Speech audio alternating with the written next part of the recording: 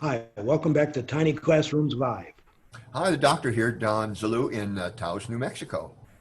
And I'm Artie Nathan, the HR guy somewhere in the Adirondacks with a pretty good internet connection.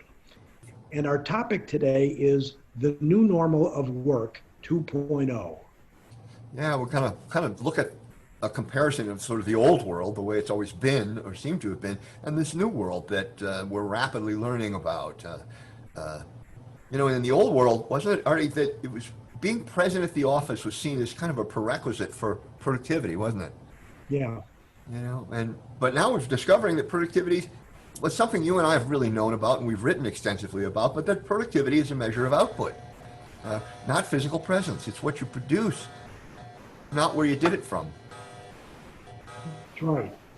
Working extended hours used to be a badge of honor and demonstration of dedication. I know I did that myself. Yeah, we But both did. employee burnout and retention issues have a large negative. And the economic impact of that on an organization is not good. I, I did have burnout and I did have a nervous breakdown at work from putting in too many hours. And I think now that people are working from home, Yeah. they're learning to regulate themselves much better than when people are staring at them at work. Yeah, and interestingly enough, they're regulating themselves while managing all sorts of other things that have to do with care of elderly people, taking care of the kids, etc. And yet the productivity is rising. And in the old world, the sort of 9 to 5 was the expected time for employees to be available and contributing to the organization, and that in itself seemed right for so long, but it was really kind of limiting. Output is the focus of success, and availability is flexible as long as deliverables are met. In other words, it's output focused, success focused, and meet your deliverables and do it the best way you can. And a remote workforce is often considered to be less productive Hmm. and dangerously limited because of no oversight. But what we're finding is that a decrease in commute times and an increase in being able to focus while online and having fewer distractions, believe it or not, than in the office, the productivity goes up. And like you said, Don, it's been proven that productivity is going up with this work from home stuff. Yeah, go figure. It's sort of counterintuitive. In the old way, collaboration and teamwork seemed to require physical co-location. People had to be together, it was thought. And we're finding that some of the creative tasks are best done together, while some are best done in solitude. But that the vehicle of Zoom and other online tools are actually facilitating collaboration and productivity.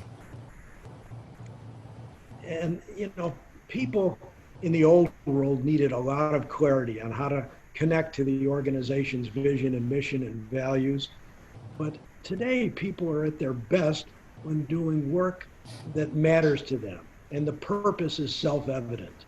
And if leaders are good at this, they communicate clearly, they explain objectives, and they reinforce things very well by being good coaches.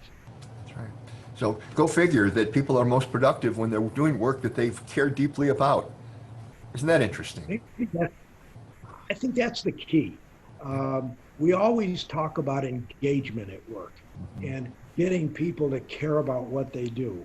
Well, if they really do care about what they're doing, they'll be more engaged. That's a big aha moment, I think, for companies. Certainly is.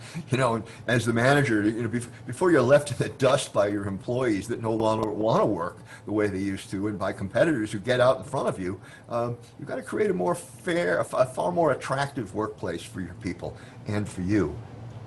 Don't get lost in the dust.